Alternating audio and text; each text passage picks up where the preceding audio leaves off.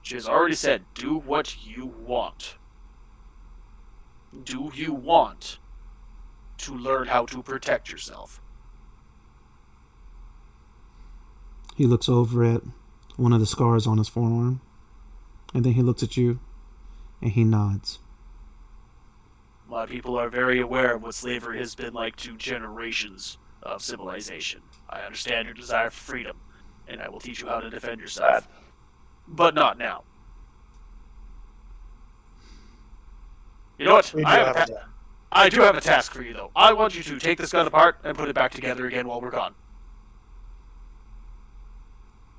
Oh, Good. I will. Good idea. I want you In to the understand meantime- exactly how this works. I apologize, Captain. I interrupted. In the meantime, and I tap my communicator, Jill, would you mind coming up here? We've a guest for you to show to quarters. And with that, you hear her skipping from around the corner, and she has she has this like makeshift white it's a white sheet that she's tied around her so that she can look a little bit like a nurse, even to the point where she's using crown to try to make the cross, on a makeshift hat. Yeah. Okay, that was not the direction I thought it was going to go for some reason, but okay. Mm-hmm. And so she goes, "Yes, Captain Daddy?" Would you show this young man to some quarters? On get him something to eat from stores. It looks like he could use it. The rest of us need to have a chat before we take off again. Your mom's in charge, as always. Mm-hmm.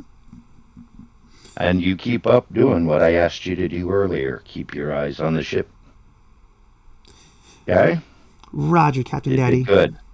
And with that, she goes ahead, she grabs his hand, and she kind of leads Balo off into the distance, talking about how much fun they're going to have together. And now he looks even a little bit more panicked than he was before.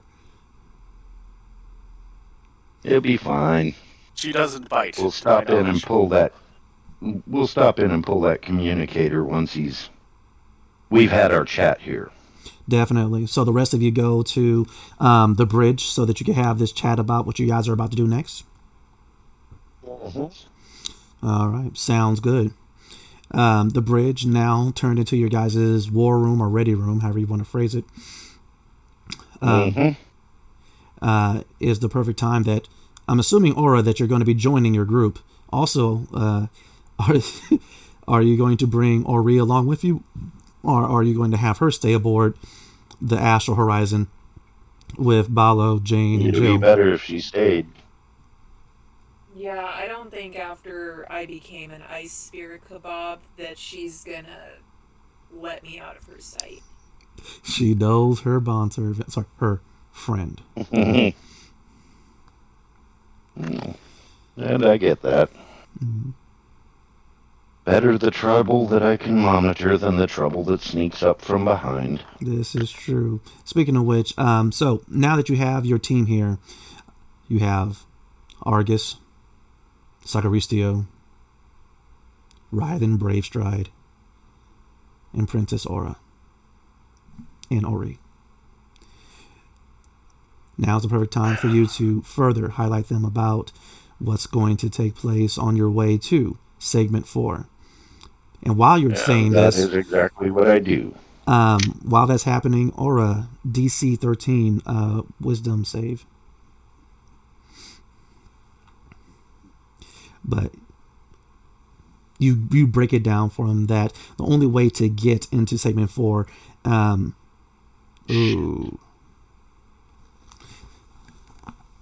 The only way to get to Segment 4 is through the station's biowaste conduit. And even that has been damaged due to the Lorindia attack. So far, the major ways have all been destroyed, and this is the only way to get into Segment 4 to do something about the people that are stranded there and that are slowly dying due to its heavily damaged and barely functioning life support systems. The captain also reminds you guys that there's a chance that the Lorindia may still be there. So, you guys must be prepared for anything in the Biowaste Conduit and in Segment 4. Princess Aura? Do it. It's suits wearing for on everyone. you. And that's the thing about it, though. You only have 2 that are functioning. The other 2 have effectively been destroyed. Right. Shit. You had to remind me of that, didn't you? Mm-hmm. Would you prefer that he didn't? Yeah. Well, This is true. You raise up a whole bunch of shreds and be like, okay, this may not protect us. I think you will find out then. Hey, Yeah, hey, that one's that's what suit tape. That's what space tape is for. Then this one's for you. But yeah, Aura, it's really weighing on you now. You do have 1 level of exhaustion. I'll excuse myself for a minute under the guise of I need to use the facilities. Mm-hmm. Take a trip back to my quarters. Although, speaking of facilities, maybe we should take a 5-minute break, Cobalt, since it is about that time. I was just about to do it. But yes, you are completely right. As a matter of fact, now's the perfect time as they are getting ready to embark along their quest through the Biowaste Conduit to Segment 4. But let's go ahead and take a 5-minute break, and hopefully we will see everyone right back here to see what happens else in this beautiful adventure of Esper Genesis. See y'all soon! Bye-bye. See you in a bit. And unfortunately, I still can't mute, but oh well. Oh! Let me get the next part of this adventure ready.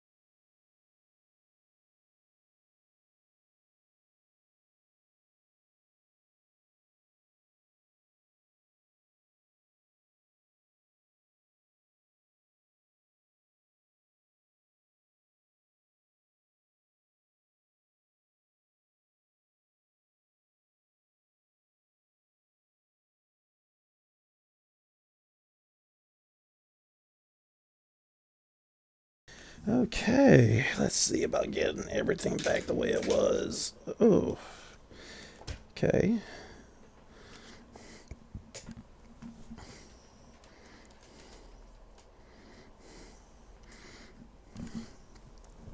Okay, this here.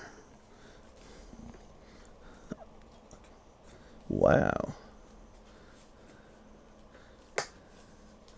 No. Anyway, Mm-hmm.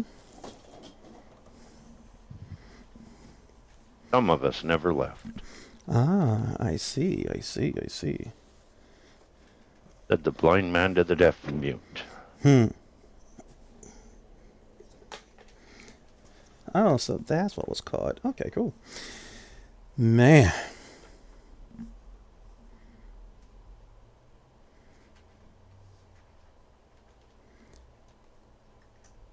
All right. So, Tonto Tomahawk, how are you doing? Oh, I'm doing all right. How about yourself? Oh, I'm having a blast. I'm having a blast. You've been a little quiet, my friend. I have been, because Yeah. there hasn't been anything for me to really do just yet. This is true. This is true. But trust me, that will change. That will definitely change. Fairly short order. Oh, I expect things to change. Mm-hmm. Change gon' come.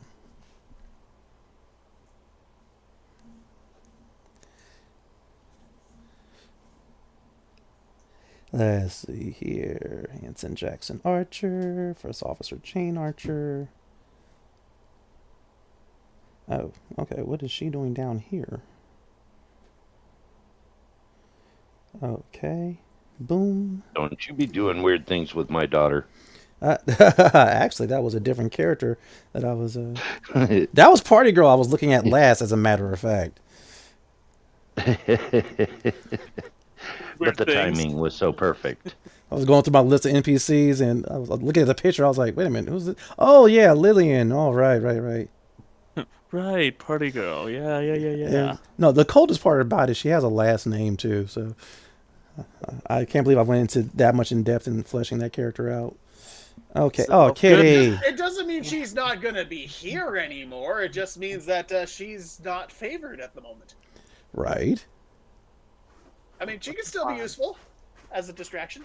I said Yeah. bait so many times already. I I feel know- I feel like me and Party Girl could probably like go and do something together, you know, like be a Mhm. distraction. Or to party with the enemies. That would be pretty nice. Or Yeah. just in general, do stuff, I guess. Right. She might be like good Hi, eye Freya. candy if we need to socialize with stuff. Yeah, you got a good point there. Hello, Freya. Hello. Don't let me socialize. no! I have a It's a -1. doggo. It's a doggo. It's a Bark. doggo? Yes, I'm puppy sitting for the next. Is that one Freya? This one's Freya. This is the foodie. Oh, all right. Well, we're saying This here. is the one that was pouting at me all goddamn day because I wouldn't give her a slice of my pizza. And this is who I got to deal with Okay. while I'm trying to But this- stream. He's not telling you the part where he taunted her for like a good half hour with the said pizza. Yes, I did that last night, and yeah, today when I still had like leftovers and I was eating it, all she did was just pout on the couch, just Right. laid there and just like, just pouted all day. Bad. I don't got pizza. No food. Mhm. I know, and I, eat. no, I'm just gonna starve even though I Clearly starving to death over here.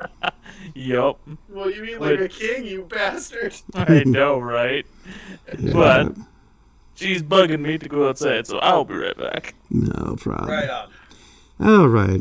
And so we got this. Oh, heavens. Whoa. Okay. Whoa. Okay. Pit. Wait. Okay. Let me put that down. Okay. Woo. Oh, I may have tapped the wrong thing. Wait a minute now. Actually, let me do this one. Tapped the wrong thing? What did you do?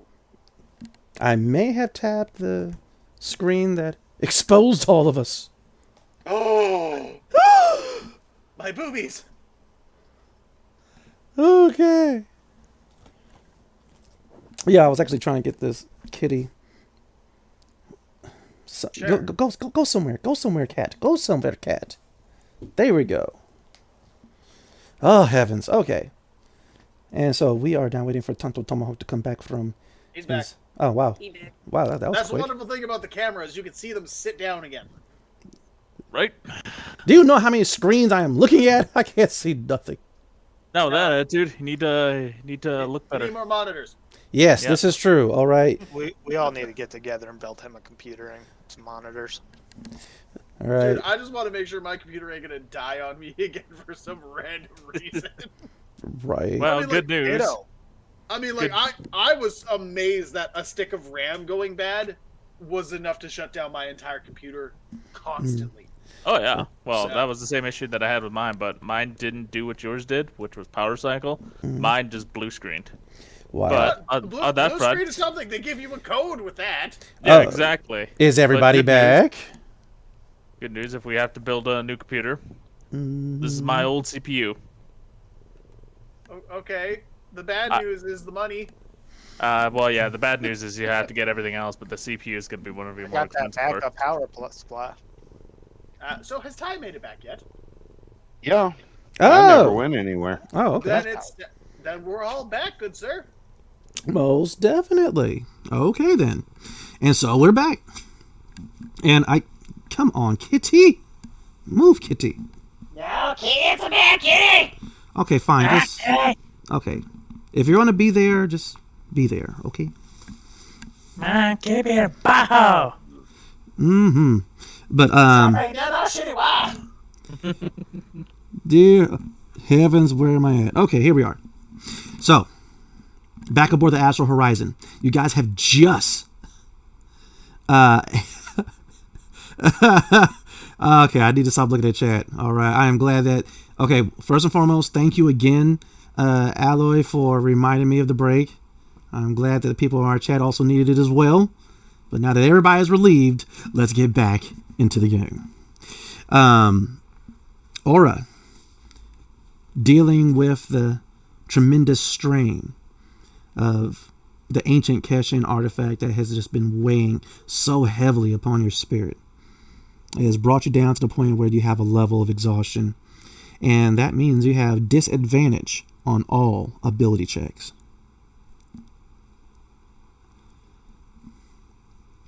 Realizing the wear on her, Captain Jonathan Archer, I think that you were getting ready to do something.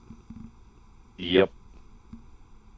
I had excused myself to go use the facilities. Mm-hmm. Went to my quarters. Right. And replaced said item in my vault. Ah. Reset the code to another of my many codes. Mm-hmm. Rotating it out. And locking it up. Okay. And then rehiding said vault. Before grabbing the rest of my gear and heading out to meet the team. Sounds good. The rest of you, Argus, are you doing anything to prepare for this trek through the biowaste conduit? I'm sorry, what? How are you preparing to go to help rescue the people in segment 4?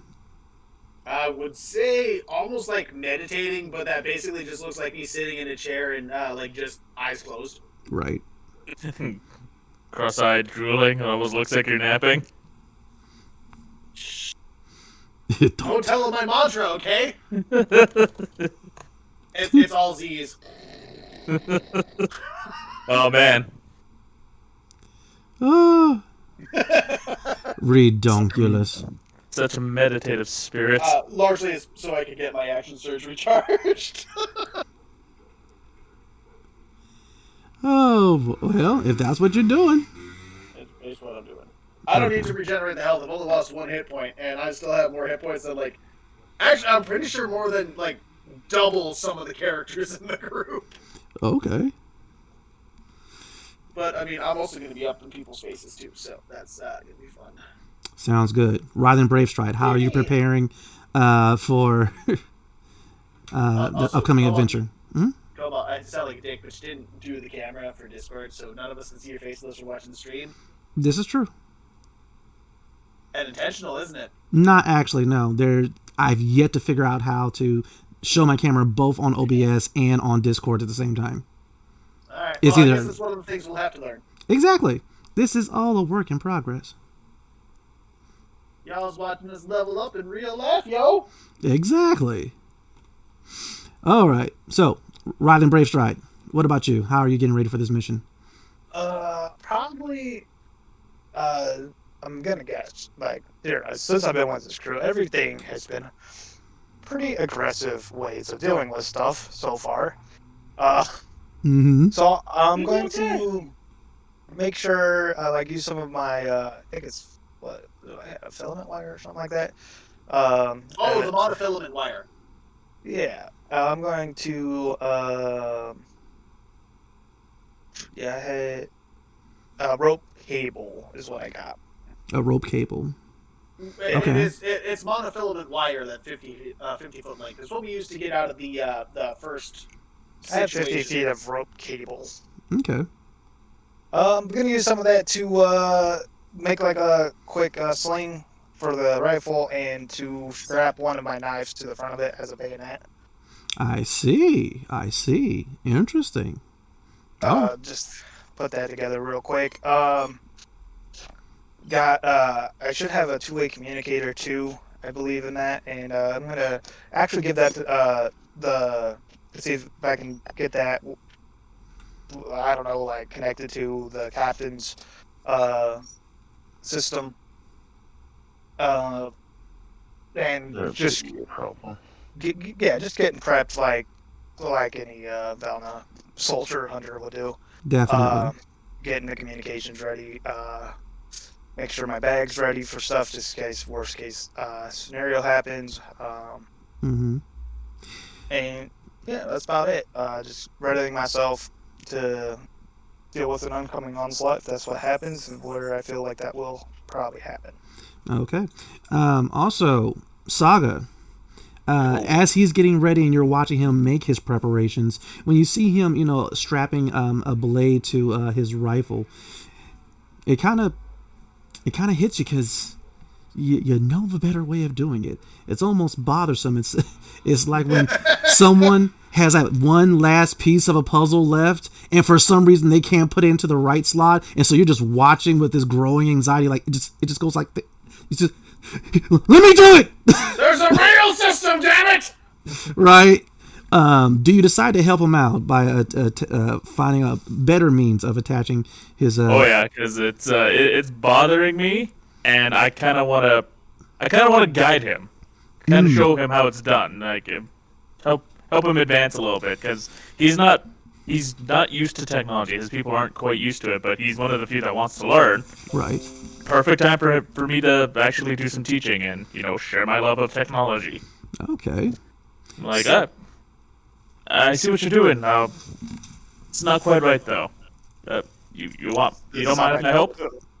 I don't mind, but this is how my people does it. So if you have something better, then well, yeah, no, it's here. Let me show you how my people have done it, my clan. So I will. You seem to be better with technological advances than me. So I handle my rifle. I want that back. Fine by me. It's not really much of a rifle guy. I'm usually more up close. Okay. But yep, I'll go ahead and I'll show him what's what. Most definitely.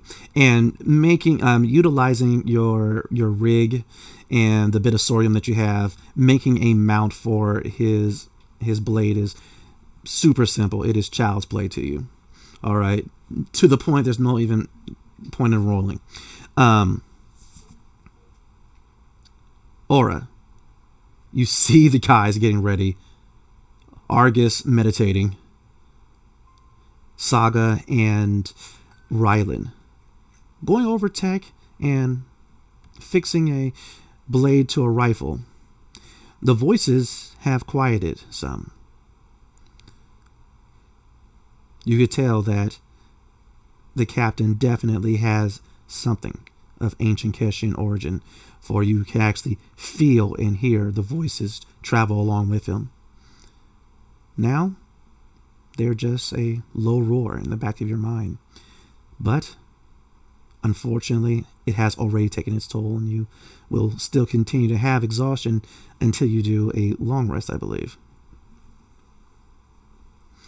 I'm going to appreciate the now lessened intensity and just kind of like focus on breathing and just be on standby for when we depart. Most definitely. With that, Ori, she has been studying your face intensely this entire time, Your Grace. Perhaps we should leave this to the others. I think rest is needed for you. Our people are suffering in Sector 4. They need help.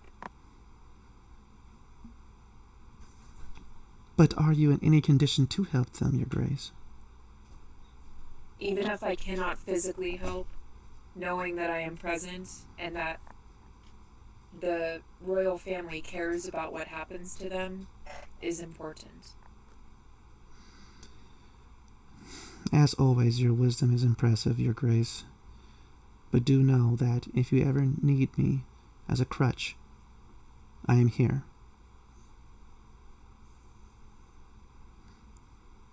I will let you know if the pain gets any worse. And with that, immediately she digs into her pack and she provides a Keshian treat along with some water. You must keep your strength up, Your Grace. I'll accept it. Captain Jonathan Archer, you've put away the Keshian artifact into your secure black box, changed the codes, changed the biometrics slightly, stowed it away aboard your inside of your hidden safe, and you return to the bridge, and it looks as if everyone is ready. What do you do? As I step onto the bridge, we ready to do this, people? I aim to misbehave. I'm ready. Let's go. And with that, Let's do it. This is a nice fitting, by the way. I figured you'd like it. Really doesn't mess with the grip at all. Yeah. is definitely a work of beauty. And the lines of circuitry in it look very similar to some of the weaponry that Argus is using. And that's when you realize, Sagaristio, that, Argus is utilizing some Argus brand shields and sword. Interesting. But either way, the heroes of the Astral Horizon come boldly walking down the cargo ramp. It's a slow motion walk and everything too. Definitely.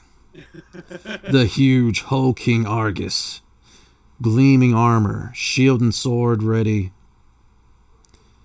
The white-furred, albino jaguar-ish, Volna hunter, Rylan Bravestride.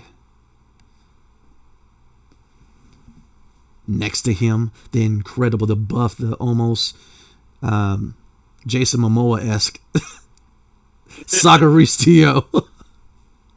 Gleaming cybernetic arm. Aristio, if you would. Yes, Momoa with the axe on the back, ready for action.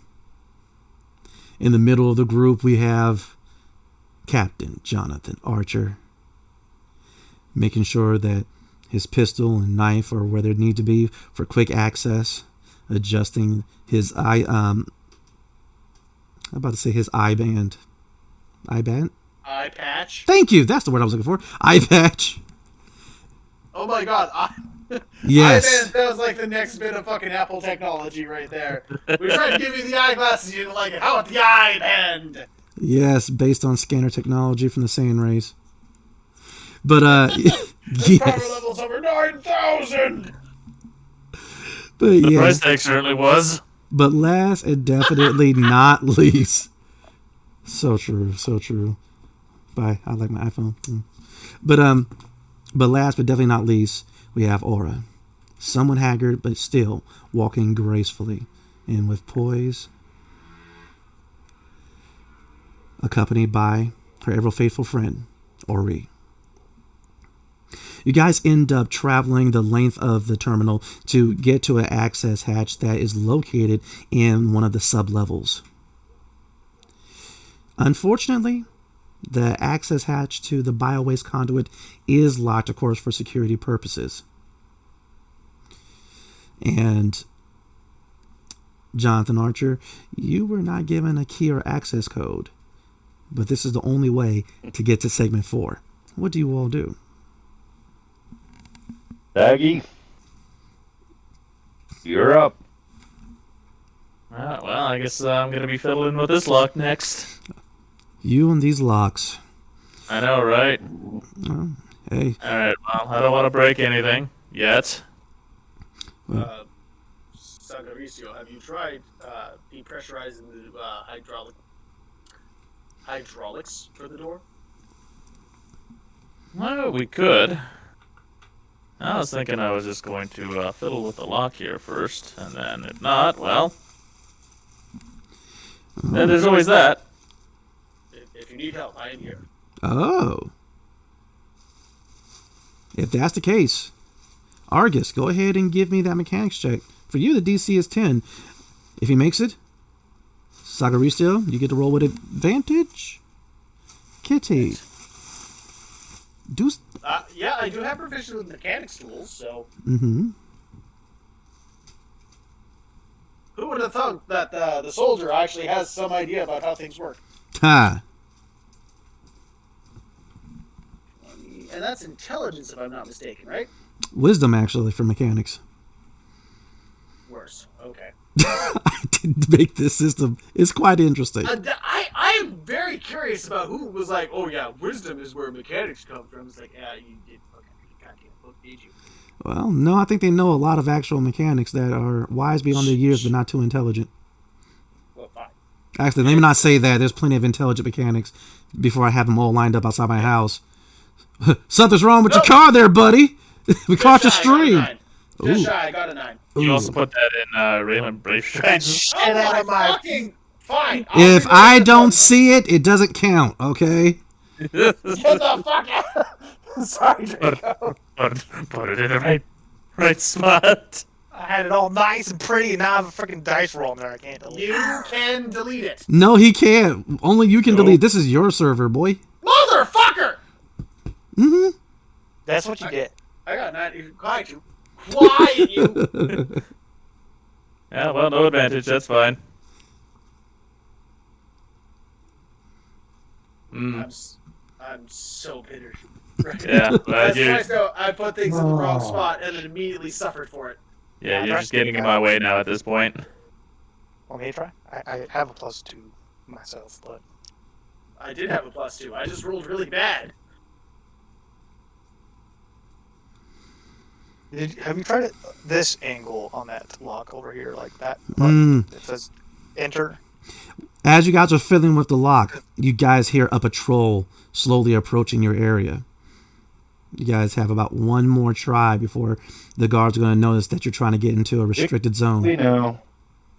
So I will help him again. Okay. Who I it? attempt to help the helper. Okay, listen. It's one lock. Only so many people can work on it at one time, all right? That doesn't mean we can't give suggestions, damn it! All right, you know what? Why not? Go ahead. The helpers. Argus, Rylan, DC 10, mechanics. Oh. Why? Told you it was the enter key. I told you it was the enter key. You be quiet. It seems he may have been right. Okay. Sagaristio, roll with advantage. Does not matter the language. It is the enter key. It's always green. Avery is really not liking me very much tonight. The yellow one is to go back, and the red one is to delete. Wow. Well, la There you go. You're blocking the light. Mechanics check. August, you're blocking the lights! Right, so either way, finally, it unlocks. It hisses. The circular doorway spins to the side to allow you guys access to the god-awful vomit-inducing fumes that are coming out of the biowaste conduits right now. Eyes are watering. The soldiers are getting closer. I'm assuming you guys go in. Yeah. Yep. Shut the door behind us. Ori is having second thoughts. Your Grace, this is no place. Oh, no. She don't got that option. Nope, You guys see totally be red. Dragon. No, I do not concede. And of course it closes. As soon as it closes and seals, We're past of course, consent, the soldiers walk on by. Oh heavens! But I forgot I have this. So the bio-waste conduit. It looks like it's a maze of gleaming metal pipes and flickering fluorescent lights, right? And the air is still thick with biological waste, along with the smell of harsh chemicals, and the entire area is filled with the hum of machinery. The floors are slick with this kind of glowing slime, and various types of slightly holographic graffiti is found on all the walls here. A lot of it doesn't make any sense, and some of it's in languages no one really understands. Goddamn slang. You do notice, though, that there are groups of robots that are scurrying along the pipes and performing maintenance and repairs on the fragile machinery. You also see hulking metal gates that are guarding a couple of the entrances to various areas, flashing red and green lights here and there, as it seems as if they're trying to regulate the flow of the waste. Right now, you have a path directly ahead of you all, but it seems as if it veers off to the right in two places. You do notice that a very thin walkway extends from the walls for you guys to actually be able to walk on a solid surface and not on the green flowing fluid that is taking up the majority of the center of this conduit. The only problem is the lights flicker, and sometimes the next portion of floor that's supposed to extend doesn't. But right now you are all kind of pressed up against the wall. Are you guys ready to proceed? Low and steady. Who's going first? Who's going second? And who's going third? And so on. What is your marching order for this? I have dark vision, and I also have expert wayfarer, which also the difficult terrain doesn't slow your group's travel. Your group cannot become lost through non-mundane means. By all means, brave strides in front. Dagnabbit. Y'all just Thank had you. to bring a hunter. Thank you. Oh. That- Fuzzball, take point. I'll take up the rear just because I'm at least the thickest one people will have to go through at the end. Here's the other killer for you. Right. If you're on a location or structure with multiple floors or levels, you can tell which level you are on. Oh, is that so? Yeah. So you would know when you've made it into segment. Oh, great. Okay. Okay, let's see here. Oh, mysterious exploration of the bio-waste conduit. Let's toss that out. Okay. Mysterious anymore, just exploration. It's not even exploration, like this way, right? We'll go this way. You guys have a white furry Tom now. Okay. So it's the white furry Tom, Mm-hmm. the big saggy guy, It's-. me, the princess, and then Argus. I'm surprised In you the tail. just flat out called me Lurch. Yeah, well, that would work too. You've called me it before. So I'm sorry. Say that for me one more time, Captain. You said Rylan is in the lead. Yeah. Sagaricio, Saga. myself, Captain. the princess and her Okay. Aura Friend. and Ori. Mm-hmm. and then Lurch, seeing as he, you know. And Argy. Okay. So, Okay. One more thing. what else? Even if you are engaged in another activity while traveling, such as navigating, searching, or tracking, you remain alert to danger. I.e., I can't surprise you. Exactly. Just saying. Okay. A Super Saiyan. Also, I'd like to say it's really weird hearing the name Argy, considering my dad has gone by Augie for almost his entire life. Really? Uh-huh. I did not know. Actually, I don't know your father's name too. Now. August. Okay. Well, now we know. Yeah. And the funny part is he was born So we in got August. Augie and Argy. All right. Well, whoever's in chat, say hi to August so we go ahead and make him feel happy and make him feel good. Oh, Dad will never hear about this. Oh, okay, fine. Never mind. He then. has no interest in this kind of stuff. Keep it on the down low. All right. It's just weird hearing like the name Augie I've heard my entire life, and then being called Argy. Mm-hmm. It's a trip. Well, right now, thanks to Rylan, I was going to say it's a trap, but now it can't be. No, it's just a trip. Extremely. And so, Rylan, you go ahead and you lead the crew. It takes a little bit of time because you're traveling not only from the terminal to segment 4, but you have to go through segment 3 to get there. There were a few issues where the floor didn't properly extend, but due to your expert wayfaring skills, you were able to lead the party safely and bypass a whole lot of content that I'm currently deleting. Here we go. Okay. As soon as you're getting ready to round a corner, getting ready to head eastward, your whiskers twitch. Instinctively, reactively, you put up your fist to let the rest of the party to stop behind you. You peek around the corner and immediately see this creature. It seems to be made of the green glowing slime that's flowing in the middle of these tunnels. But it has 3 floppy ears similar to what Terrans would call a rabbit. And it seems to be cleaning its face, but this thing comes almost up to your waist. But it cleans its face. It gets a little bit closer. It doesn't seem to have noticed you yet. Do you wish to remain unnoticed?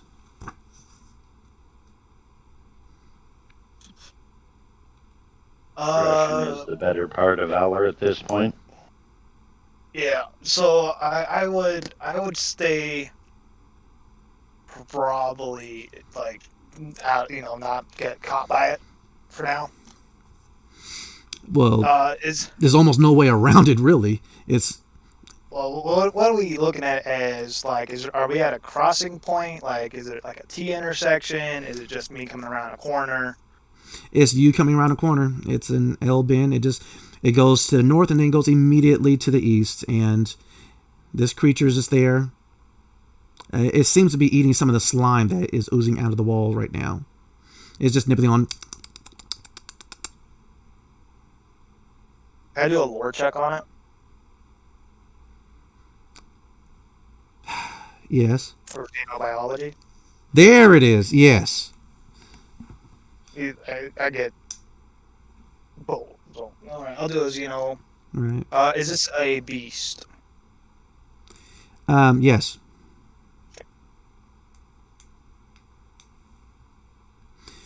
But you take a moment, you kind of kneel down, squint at it. Immediately, Ori is like, "What is happening?"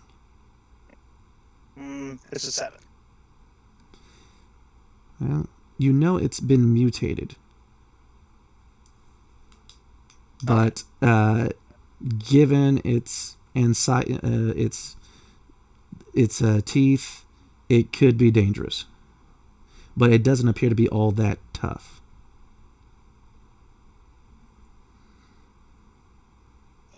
I will kind of whisper to the communicator to the captain and let him know what I'm seeing, that it's mutated. Doesn't look so tough, but it is right in the way of where we need to go.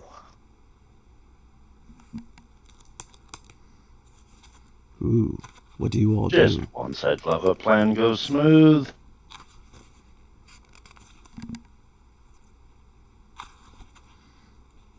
How big a thing are we talking about? I can't see around the corner like you. Describe the height. So it doesn't. You said about waist or chest, No. Just like almost to waist. almost to waist. So the size of a large dog. Yeah. Like a St. Bernie. It counts as a small beast. Only see one. Don't know if these travel in packs. Any other signs of them? Well, with this conversation on now, I definitely need a stealth check from at least you, Rylan. Unless you guys want to do a group check. Oh, fuck no. What are you talking about? There's strength in numbers. I've had two decent rolls tonight, and one was initiative, the other one was an attack roll. I'm not pushing my luck tonight. 12. Ooh. Or stealth. 24. Typhoon, he's a ghost. Even my own party doesn't know I'm here. Even though you're on a ledge right behind. Wait, where did the captain go? Okay. So, wait, what is its passive? Not 24. Okay. I really hope. Okay, so, as you guys are debating about what to do with this creature, Rylan, you peek over and the creature stops nibbling at the slime. Its ears perk up and it looks at you. And its head kind of turns sideways. Its 3 ears flop over to one side. Okay. Hey? And it just goes, "Mwee." After it made that noise, it kind of clicked for all you guys that you've seen something like that in the graffiti, but that's going to require a DC 8 intellect check. But either way, it just... I think intellect is one of the few things I have a bonus in. Oh, well, go for it. I do have a +1 in intelligence. Yay! He is so smart. Well, let's see what the dice say. Because Amber has been a whore tonight. But with that, the creature kind of hops just a little bit closer. See? It's about 20 feet away, and it gets a little bit closer. It gets onto its hind feet, and it brings up its Intelligence check. Ty, you fucked that up. What? Did I? Yes, I didn't I? Yeah, you didn't actually roll. You just got a result of 20. He's a 20. You need to do that more often. See if Cobalt catches on to it. Right? It gets 15 feet away. Alright, I got an 18 in mine, so... Okay. Who made the DC of 8? I didn't. I did. I did. You guys... Okay, those who made it. You guys ran by a bit of graffiti. You guys ran... And I have no excuse for why I cannot use words today either. I'm sorry, but the way you said that reminded me of, you guys ever heard of Little Buddy Foo-Foo hopping through the forest? Scooping up all the field mice and bopping them on the head? What? That's a thing? Yes, it is. Okay, it is. We will talk about that after session because I have questions. But yes, those who made their check, you remember that there was some graffiti that said, beware it said MUII. But either way, the creature's about 10 feet away. I'm gonna shoot it. All right. Once again, its head flops over to the other side. Its ears flop over with it. Captain, I'm shooting. That's all I'm saying. All right. Go for it. Armor class is 12. It doesn't matter. Anyway.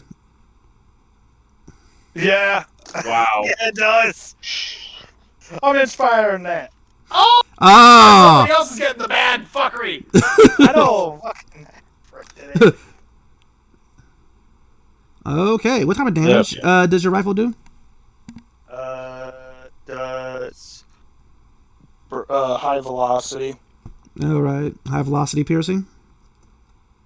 This is high velocity. Okay. 19 to 20, no armor. I get an extra D10. Okay, so you go ahead and you shoot it. And it splits it just. And then the two halves become two creatures. No! And now we need to roll for initiative. Jeez. Well, you guys roll for initiative. Its initiative will be 12.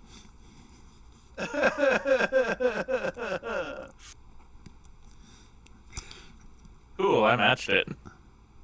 Okay, you'll go right before it then. Wow. Sweet. Oh boy. Natural. You'll be acting before it. Fuck you, Avery. That's it.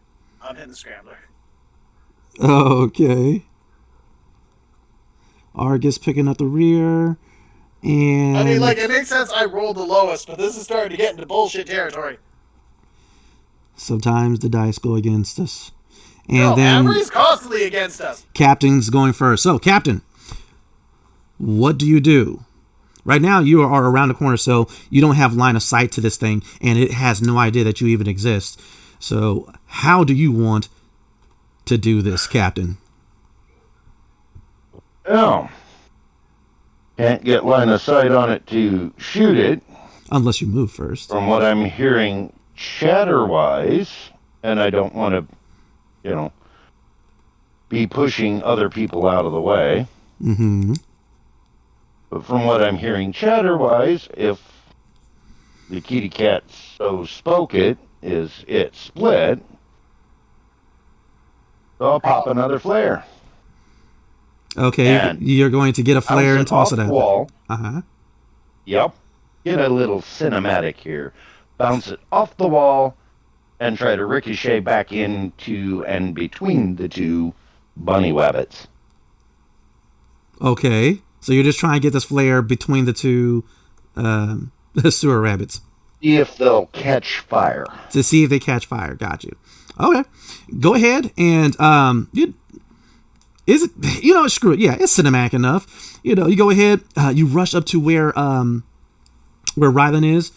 Kind of take a peek around the corner just so you know what you're aiming at. You hang back. You grab out your flare, and for it, you just take a split-second calculation, like a master that's playing billiards. Because I couldn't think of the word pool when I was first doing that sentence. But either way, you light the flare and you bounce it off of the walls. Cat.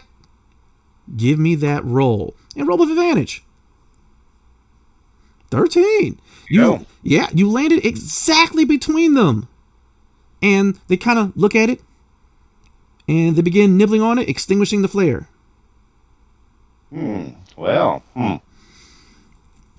But checking it out, drawing out the flare, tossing it and everything, that's going to be your turn. Next up, Rylan, Saga, you're after him. Alright, I'm going to try to do another, xenobiology check. Okay. It's like, Figure out. it's like to get him ready to hop closer. But go ahead and make your check. I need to know how many times he thinks it's split, because all I got is piercing damage on both weapons.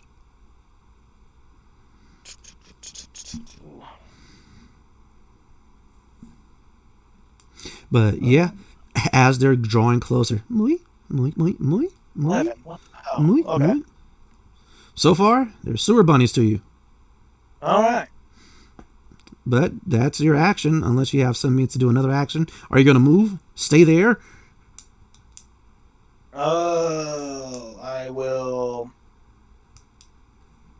I'll stay here. Okay.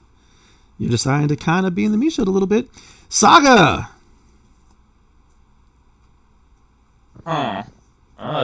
And then the sewer bunnies are going to go. Then the sewer bunnies, eh? Yep. I don't want to interrupt outside of my turn, but I have a concept which might or might not work. I mean, I have an idea, and I also don't feel like beating up on poor, helpless sewer bunnies. I'd rather not have multiplying slime bunnies, if I'm being 100% honest. Yeah, I don't want that either. So, what I'm going to do is I'm actually going to take out one of my ration packs. Thank God! I'm going to kind of wave it around, see if it catches their attention. Okay. So you Oh. take out your ration pack, you get in line of sight of them, and you begin waving around, and they're looking at you. They're looking at what you're waving about. I toss it to them. Okay. You do so. They begin nibbling on it.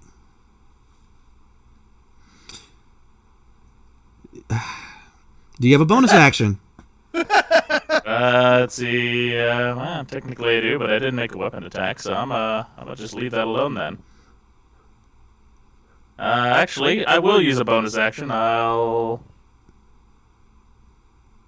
Actually, no. No, I'll hold on to it. Never mind me. Bumps the word. Dagnabbit. Okay, so since you went ahead and tossed them the ration pack, you turd.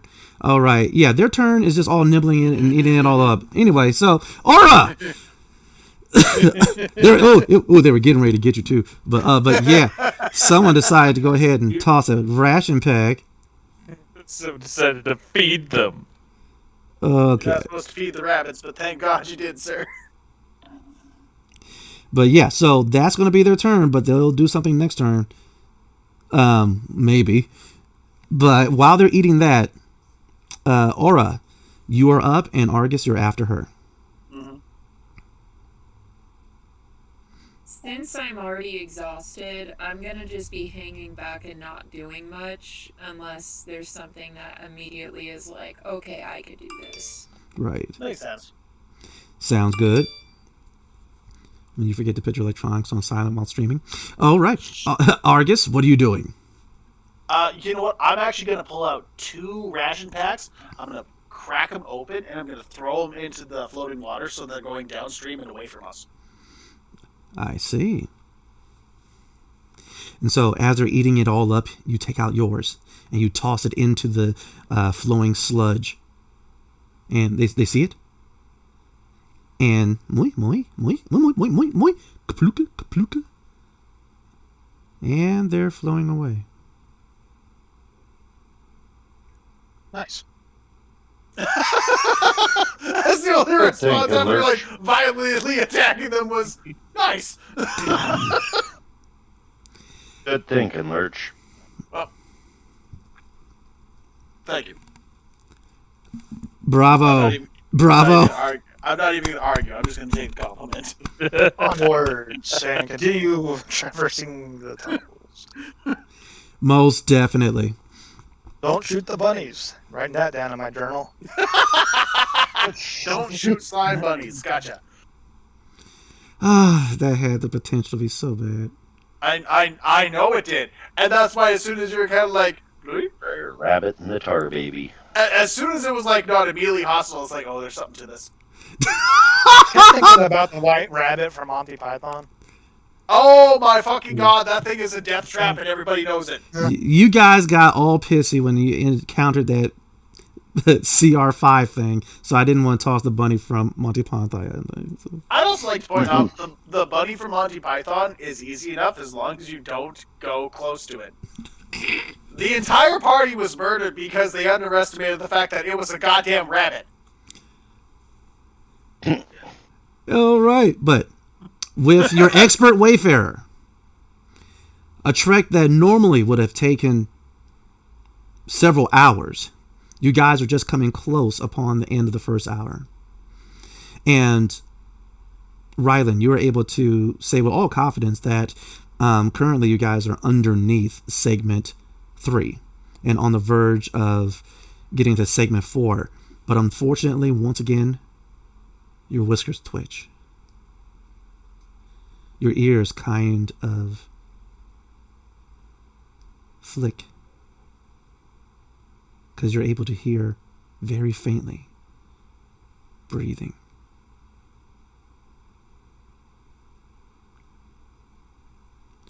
It's coming up ahead, somewhere about 80 feet ahead. The conduit's straight, but beyond 60 feet, even your vision cannot make it. But something large is breathing. Go through the process of announcing what I'm hearing, quietly whispering it. Can't see it. Do you get close so that you can see it? Or what do you all do? Probably an alligator in the sewer. Don't know how a space alligator got up here, but The goddamn alligators took my goddamn leg! They took my spaceship. Cobalt and Draco. Damn it, Hook. Damn it, Hook. I heard you the first time. I'm just saying, like, the reference was aimed more at the other two. Mm-hmm.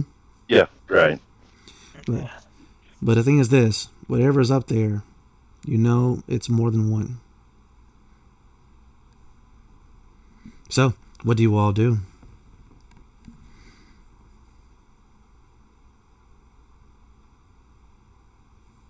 Do we have a better visual on it? I'm a terrible person to say it. Well, first of all, I'm like in the very ass end of the entire group as we've been shuffling along like this little sewer path. I got nothing. I could stealth up a little bit, try to get a better visual. Oh. Stealth, you say? Bringing it up to the captain because this is his job. Yeah, no. You do If know anyone's gonna risk it and try stealth, I'll do it.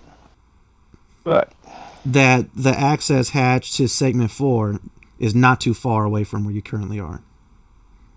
It's just on the other side of that. Almost.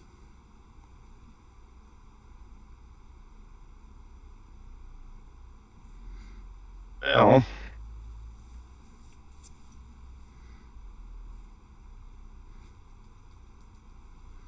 Wait, do you even have dark vision? nope. The captain? Absolutely no. He is the only one that doesn't have dark vision. Mm. 'Cause But he's I have a I do flashlight. have a really good stealth. I also have a flashlight for you if you need, Captain. Yeah, I got one of those. Do I? Mm-hmm. As everyone does, because apparently it's common practice to have it, but don't need it. Captain. Actually, I think I gave mine Captain, to the captain. his boy. Captain. Yeah, I hear you. I got one. Oh no, I'm not saying use it. This would be a terrible time to use it when there's predators. Right. And I'm not going to. What I am going to try to do is sneak as close as possible to get them in view. Mm-hmm. And then, depending upon what I see, proceed from there.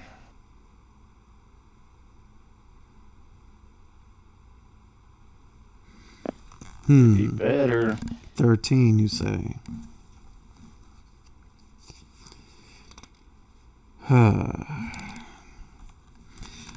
I will say this, Alligator Alley Games, thank you so much for coming up with the threats database that is just chock full of some of the most horrible creatures. And it makes me feel sorry for my players sometimes. Okay. What are you talking about? Here we go. So, 13. No. Back up a step. Yeah. You're saying you're gonna blame the publishers for them making monsters to kick our ass when you put a challenge level 5 against level 1 players. But you didn't die, though. That's not an excuse. All right. The same reason that my buddy Chosen said, but did you die? It's bullshit. It's a cop out. I'm a GM too. I know what a cop out is, Cobalt. Well, we'll talk about it later. Right now, we get to find out what has happened to the captain as he inches closer and closer Grumble. and closer. Grumble. Captain, with a 13, you've managed. Watchers, spectators, please put Q for quit if Cobalt is being a little too extra. You do see some very fluorescent, almost rainbow-like, scaled, possibly humanoid, but large in size creature that is just curled up into a circle, sleeping peacefully. You do notice that there's parts of bodies about the area. as well as against a corner, the torso, arms, and head of, it looks like a maintenance robot. But either way, this creature, yes, it does look very similar to a crocodile, except that this thing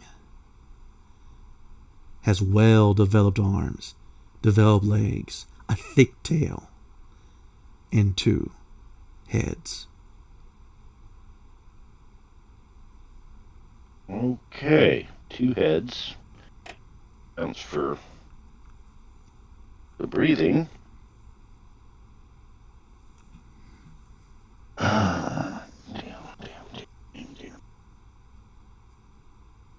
And I know I don't have anything in my personal arsenal that will bother this thing too terribly bad. So I will back off.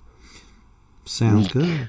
You begin to slowly back away when coming through the fluid of sewage. You see just about a nibble left of, it looks like a ration pack, flowing towards the creature. 3 ears pop up out of the sewage. Oui? As it finishes the last of the ration pack and hops onto the platform that you're standing on, Captain. Oui?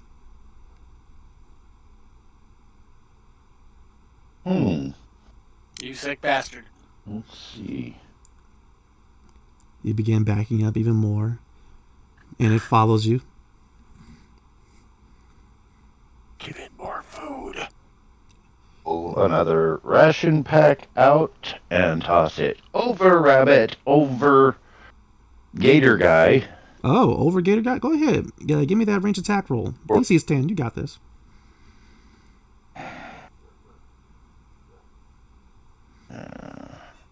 All right. You silently take out that ration pack. Perfect. With a 13, Got it. you flick it over. It lands on the other side of this mutated creature. As soon as it lands, you hear the creature go...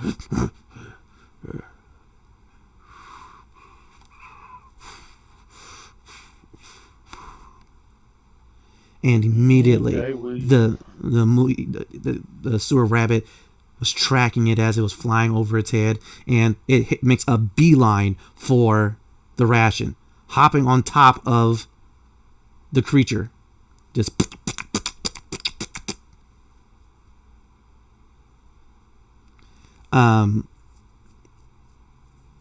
Dark Lovely, could you please roll a D100 for me, please?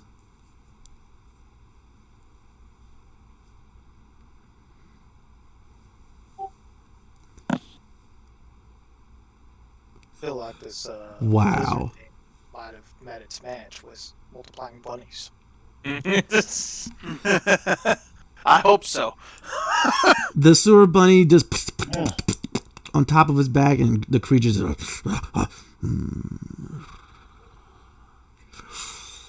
It just doesn't care. and you hear nibbling kind of echoing throughout the corridor. But Captain, you've made it back to your crew. What do you guys do?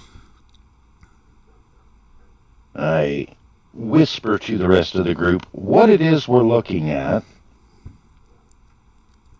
questioning whether anybody knows what the hell that thing is, and asking for thoughts on what we can do to get through it. Is it a beast? Yes. Okay, I'm going to do a lore check, then a xenobiology. Okay, give me your rolls. In the meantime, what is anyone else doing? Not opening up any more ration packets. 16 on the lore. Mm-hmm.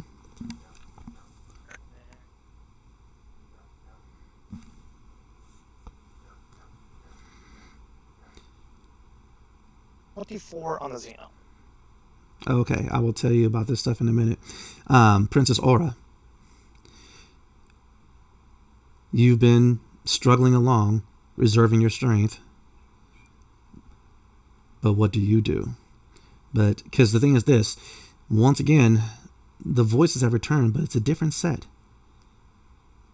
And the closer you get towards segment 4, the more pronounced they become. Though this time, the singing isn't as harsh as the artifact that's aboard the Astral Horizon. This one is a bit more harmonious, almost soothing. But it seems as if the closer you get to segment 4, the closer you get to another artifact. Tell me, what do you do? Oh, 17. Well, 17 for your perception. You definitely are able to see the creature because I believe you have dark vision. Feel free to correct Sorry, me. I was doing the perception about the voices. Ah, My the bad. voices. Oh, no problem. Yes, they, like I said, they are a more pleasant voice, and effectively what they're communicating is not only for you to find them, but to find the others.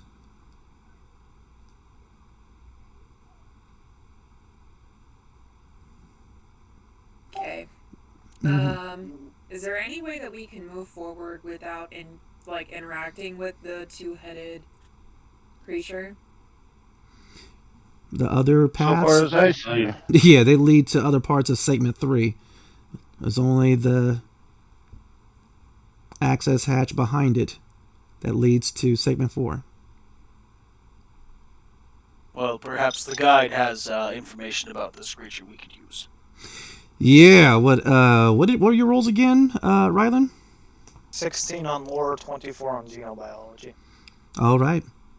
Now that you have a better look and description of this thing, you realize that, yes, it is able to fight as effectively on land as it is in this sewage. You know that its bite attack is going to do a tremendous amount of damage, and given how beefy its arms are, it will probably try to grab and either bite or grab and drown you by taking both of you into the drink. I will relay that. It looks like this will have to be a ranged fight. Don't get too close. You get close, you're going to get chomped on. That's going to hurt. Or he's going to drown you after grappling you. Very well, but is there any way to distract it? It has 2 heads. So it has 2 mouths to feed. 2 eyes to blind. 2 sets of ears to deafen.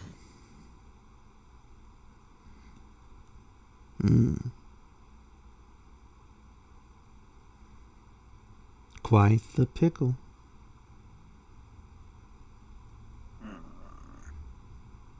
Well, we could always try this tactic.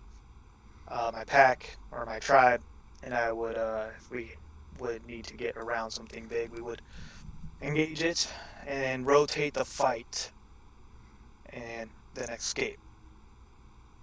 Unfortunately, it sounds like its goal is not to fight, it is to grab and drown. Exactly. So, Well, is it actually sleeping in like the sewage or?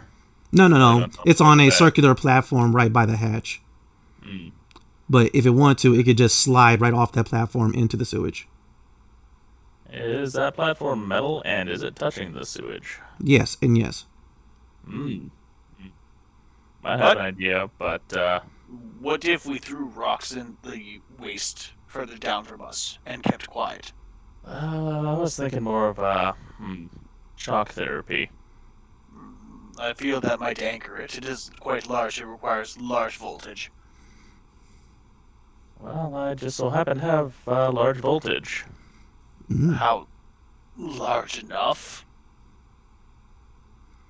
You won't I know mean- until you try. Well, I'm always up for a challenge, but I wish not for death today. I'll just don't get in. Don't get anywhere near the sewage then. As I look at the sword and shield, sir, that is my specialty. I said don't get near the sewage.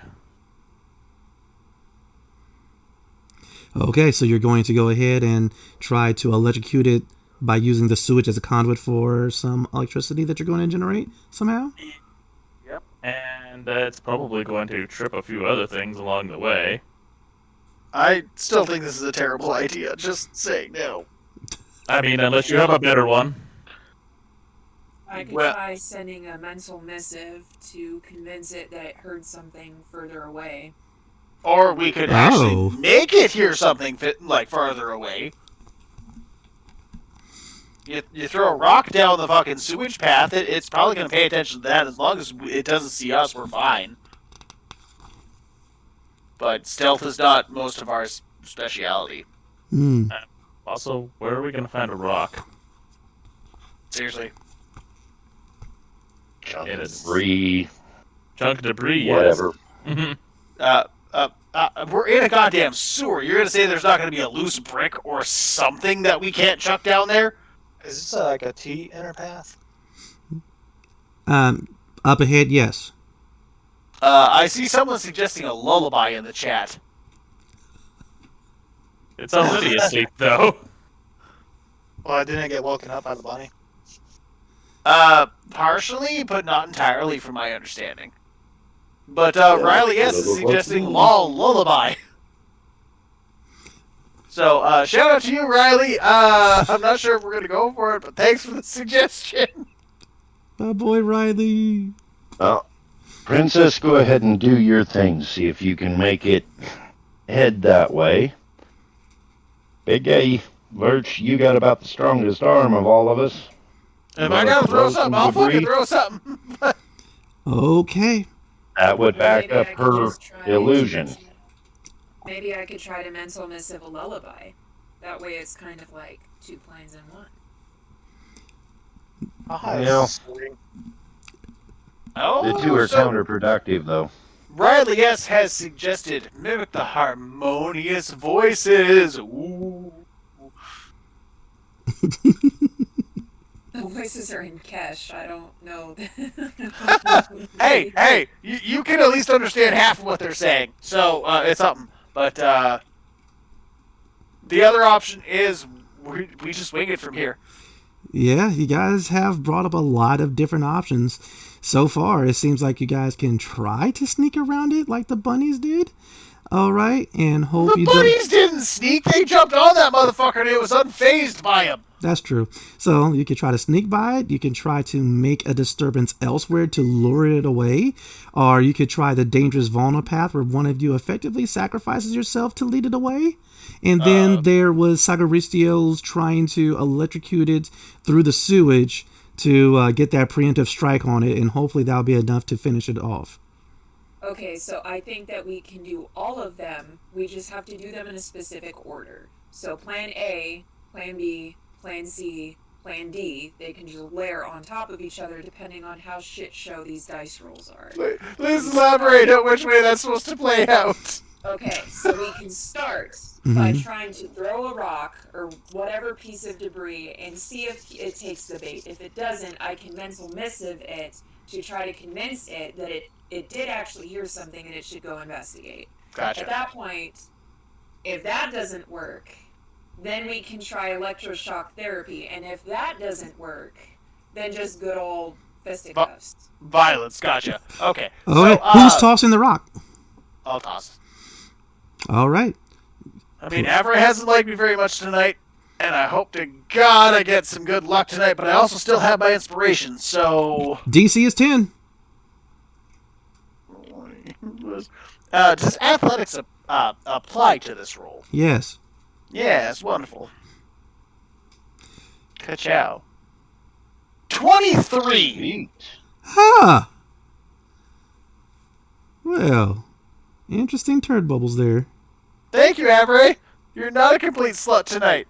Okay, you go ahead and kind Don't give her too much credit. I said rip complete. off this coupling, this kink, and then you just, curveball it down the conduit.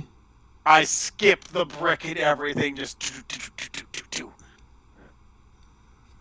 And let's see.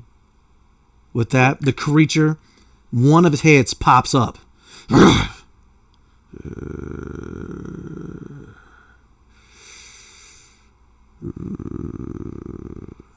The time, It's- Princess. It's like looking down where the corridor where it went down to the pipe that it went down. It's trying to gauge. Princess, are you going to send that missive? Yeah, it's a prime talent, so I'm not sure if that's going to be affected by exhaustion or not. The talent in and of itself, no, but you're trying to persuade it to go after it, and that's going to require a check, and that will be a disadvantage. Are you sure? Because I feel like we convinced it there's something down there already. Yeah? You know what? I see where you're going at with this, and actually, I kind of Advantage agree. to negate the disadvantage. Yeah, like. Thank you for saying my thoughts, Ty. So just do a straight persuasion roll.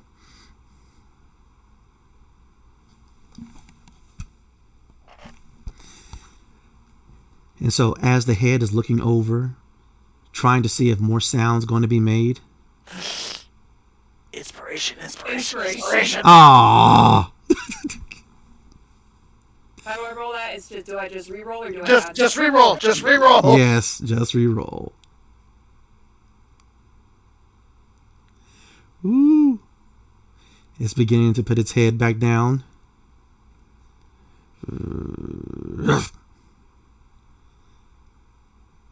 And with that, it goes ahead and it nudges the other head, and the other head's rah. And now they're both looking down there.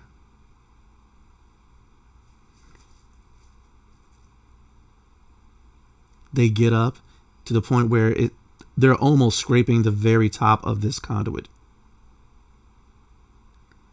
You didn't realize it was that large, so it stood up onto its hind legs. It begins smelling the air. Smelling in the direction that chunk went down. Must smell like shit. We're in a sewer. No shit. No, all of it. No, there's lots of shit. You all understood what I meant. You're very funny. Ha ha ha. Wow. Oh, holy shit. So, Cobalt, you're a dick?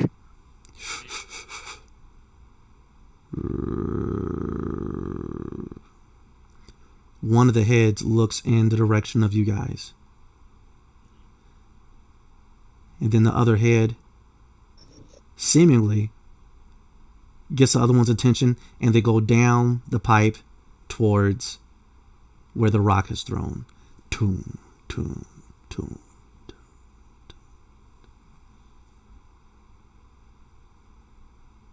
And then there's a huge splash. Perhaps we should move now while we have the opportunity. Yeah, let's go. Yep. Moving stealthily and quickly. Oh, you guys are moving stealthily. Okay. Okay, now give me the group stealth check. Oh, no. I got a bitch, because it's a beast. Oh, well, good for you! Yeah, good for you. The group check, man. Mm-hmm. Princess, allow me. I'm gonna, scoop her up and just kind of, go across the dirty part. Mm-hmm.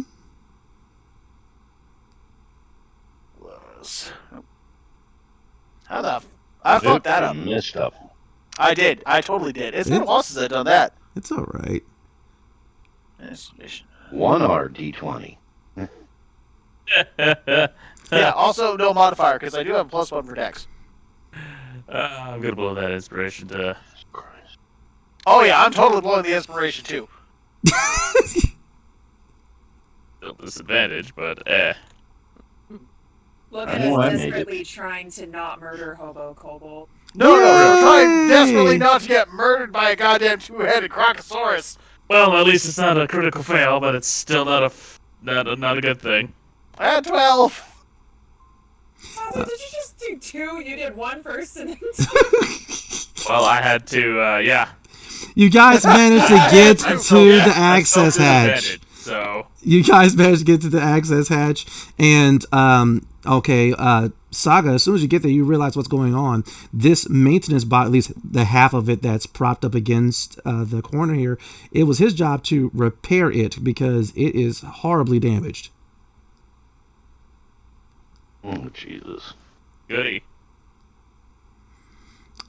All right, please give me a D4 roll. What, me? Yes, you, Saga. Oh boy. There's a splash down the corridor down to your left. 3, perfect. Okay. Yeah, if you rush it, you can get this done in 3 turns. The sewage is starting to pick up. Are you going to repair the machine, the robot, or are you going to repair the hatch? Hatch. Yeah, I'm gonna repair the hatch. Please let the robot can die. I don't give a shit. We need to live, and we need that hatch to do so. I will say this. The robot is actually of the Argus Manufacturing Company. And so if you were to work on it, you would have advantage on it. Oh. Just letting you know. But either way, you chose the hatch, correct?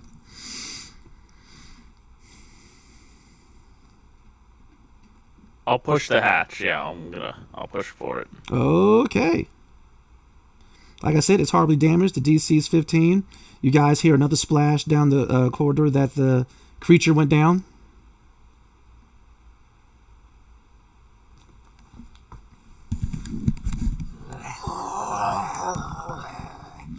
Cool. 1.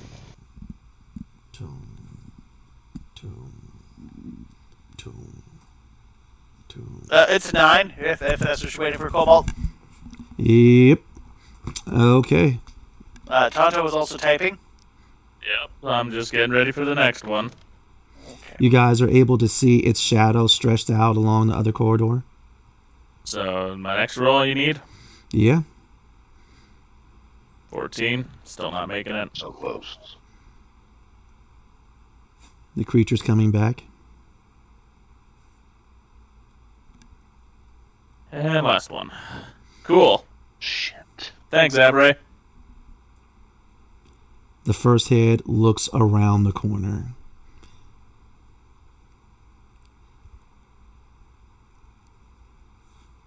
I will leave it to you guys. Do you guys want to fight this now? Or wait for next week?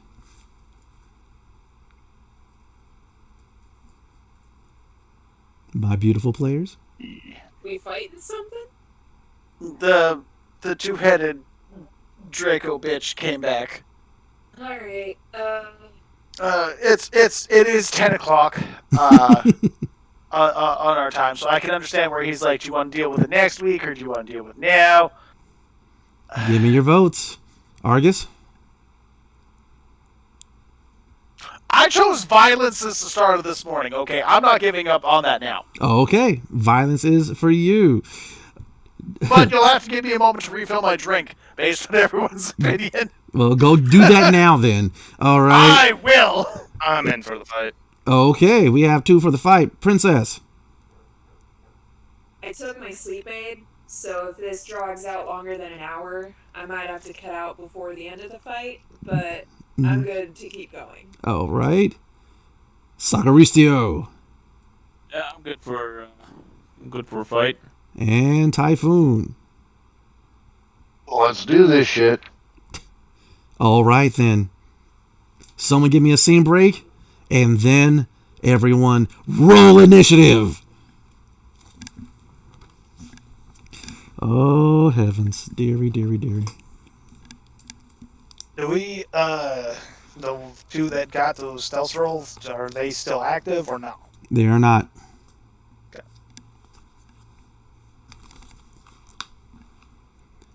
Let's see. Once again, this creature's going on 12. Let's see what's happening here. Ooh, we have Rylan with a 19. Can you explain the environment one more time, where we're at exactly right now? Most definitely, you guys are on a 30-foot diameter metal grate, effectively. The north wall has the hatch that leads into segment 4. Heading south is about 100 feet of just sewage with walkways on the side. Everything is about 30 feet wide, as a matter of fact, with 5-foot walkways on the sides. Like I said, you guys are at a T intersection, and this circular disc that you guys are on is pretty much right there at the cross. And so you have left and right are west and east available to go, but the creature is coming in from the west.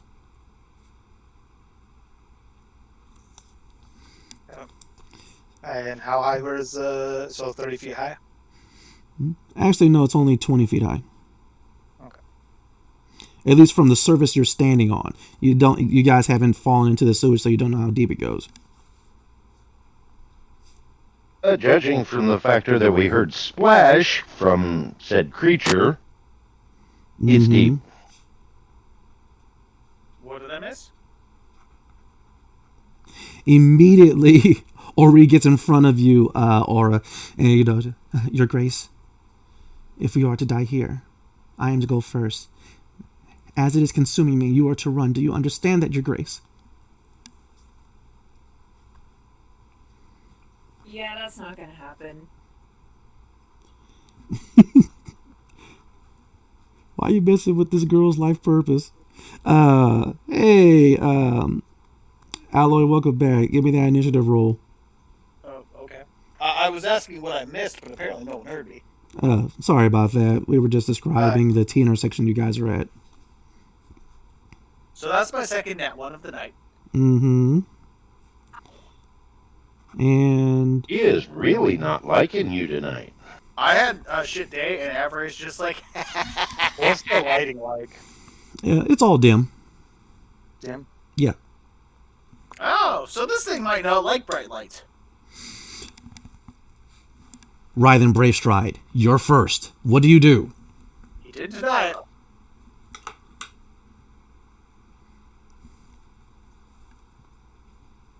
How far is it? Right now, it is 10 feet away from the point where you guys are all at, so effectively 15 feet away from you specifically. So we're like middle platform? Yeah. And it's like right at the edge? Yeah. Can I do something cinematic? Depends on what it is. I'm going to do a Monster Hunter. Gotta be more specific. I'm going to mount this bitch. Oh, Lord. Okay. I was firebug and everything. Cinematic advantage. I put it in for this reason. You know, I'll let him deal with a thunder squirrel underwater. I'll fucking stab it while he has it busy. All right. So, Aura also. Tomikadachis. Aura, get ready because you're after this. Rythen Brave Stride, give me either that athletics or that acrobatics check with advantage as this creature sees the lot of you. Both. That's 20! Oh, Jesus Christ! As it roars, and all of you guys feel the wind of his roar press against you along with that putrid, intense, vomity smell. During the roll, Rythen Brave Stride charges forward, runs up alongside of the sewer walls, leaps off and onto the necks of this creature. And we'll just count that as a move. All right. The way I kind of see it is that I have my gun like stabbed into him to keep me on him, and I'm just gonna pull the trigger for the attack. Well, first you got to stab into it. You said just mount it. Okay, all that's right. fine. Give me the melee attack. All right. All right. Oh, let's see. Can I just wrap my legs around its neck then? To hold on or to try to choke it? Hold on. Yeah. Oh. Yeah. So, while I'm hanging off one, I'm going to shoot out the other one. Okay.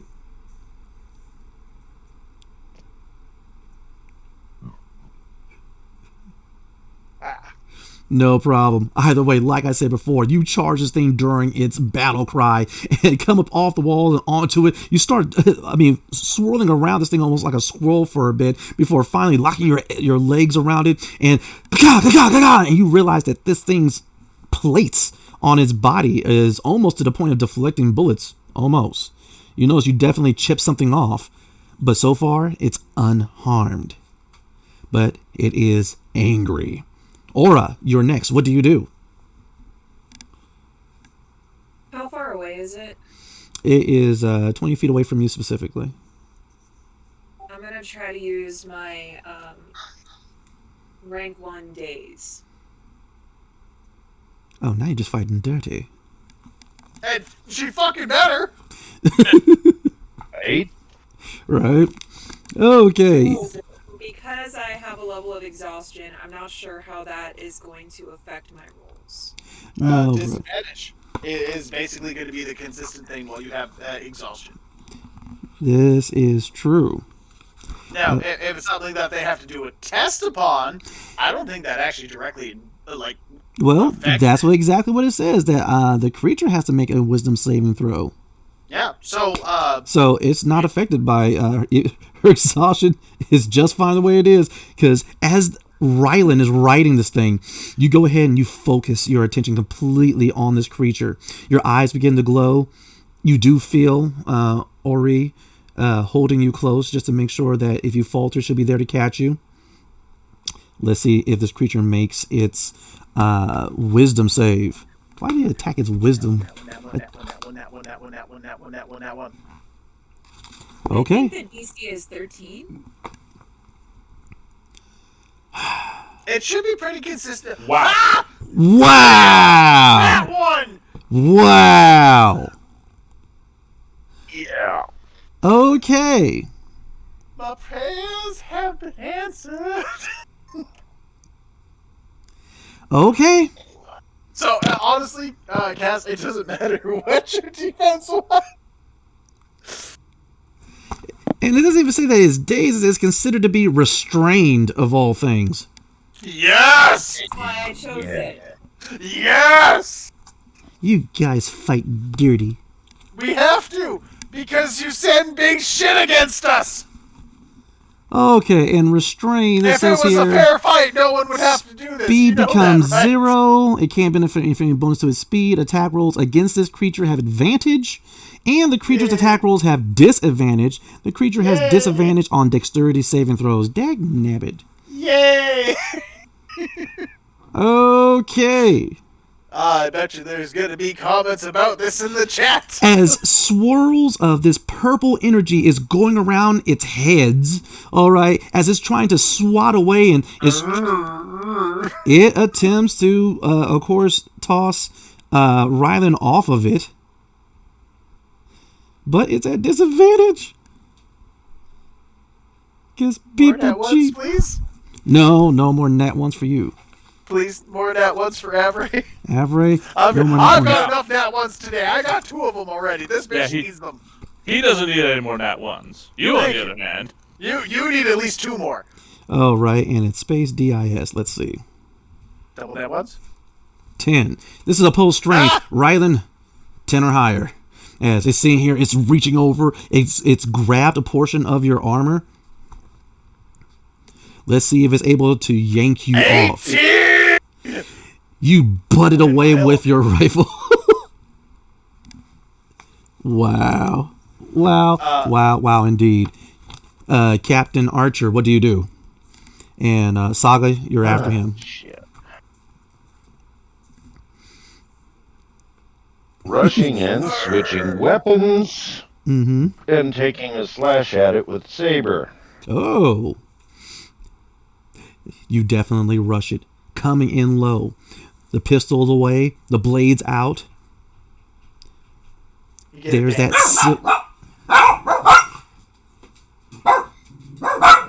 And you've upset the sewer dogs.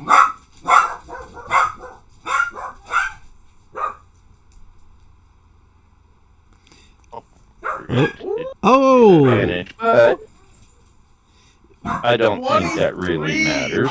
Roll the damage. Roll the damage. Roll the damage. Roll all the damage. And that's D8 too. Saga, you're up after him, and then Argus. Don't forget to add your death strike to this one. Oh, yes. Height. Oh, heavens. It does is an extra added damage. D6, right? Yep. Yup.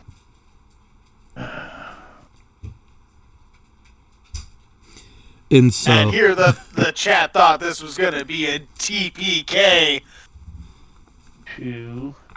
So there's We're just that very one. terrible at, And doing our checks. Okay. So the last comment that popped up.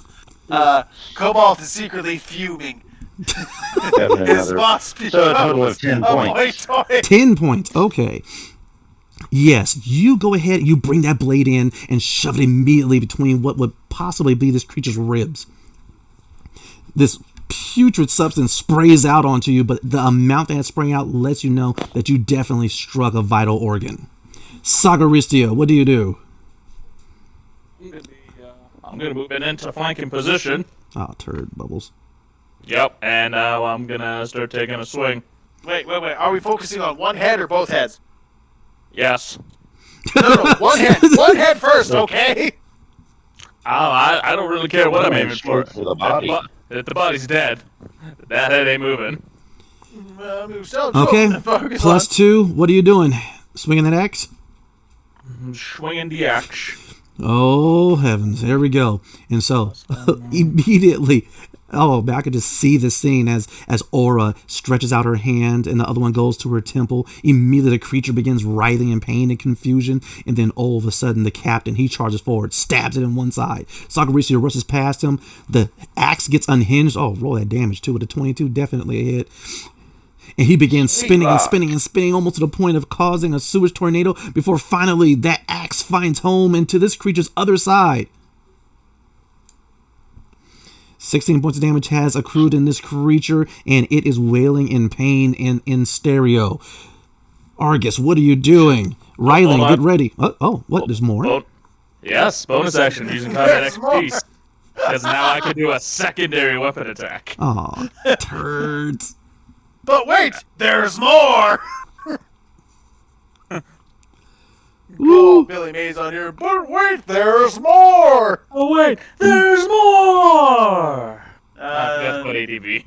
Right, and so after your first axe swing goes into its side, you rip the axe out, more stuff splashes, And hits with another 21. and you swing it back the other way, coming up off the ground and coming downwards into its shoulder. Roll the damage.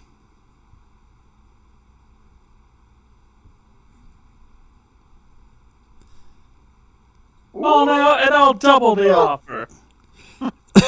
10 points of damage. 26 points of damage as it slashes deep into it. The creature actually ends up taking a knee. Argus, you're up. Well, so I'm going to take advantage as much as possible. As soon as I see it takes the knee and brings itself down close to the ground, I'm running up. And I see just a small lift in the cobblestone design on it. And I'm going to use that to thrust myself forward and try to stab it in the eye with a good old two-handed sword thrust using the versatile rule. Oh, okay. I mean, hopefully that's descriptive enough to give me the Oh, you're going for cinematic advantage. Yeah. He's already had advantage all his days. I'm just saying. I'd like a little bit roll. more flavor if I can. Roll, please. Roll with advantage, please. It's going to be a beautiful strike. Don't you dare say a goddamn thing. Avery does not like me very much tonight. Roll the 17. damage. Roll the damage. Oh, the little damage. Yeah, damage. But yes, now that there is a dagger on one side, there's an axe in the other, and we have Rylan on top of it, shanking it with its, I'm about to say his halberd. No, but that's not the word. An additional 8 points of damage by jamming my sword or my long blade into its eyeball. Man, it was at 26, and saber, now not a it's at dagger. 34. Woo! Like you said, came up off the ground, and instead of the Superman punch, you did the Superman sword thrust into its. It was going for the eye, and you got it in the eye. The creature goes ahead and wails in pain. Rylan, what do you do? Bonus action, Hunter's Mark. Bonus action. I'm in my stance now. As soon as you get back onto your feet, you go ahead and get the shield up. Sing, ho! Hadouken! All right, Hunter's Mark onto this creature. Oh boy. Sweet. It is horrible what you guys are doing to this poor animal. I'm calling It Peter. deserves it. Call Pete on Get us. an extra D8 of damage, pretty much. Oh, wait a bit. Is this going to be it? Like extra salad on my pita, if you're gonna call them. And hunger marks last for an hour. Okay, this might be it, depending on the damage. Let's see what happens. Oh, 16. Huh.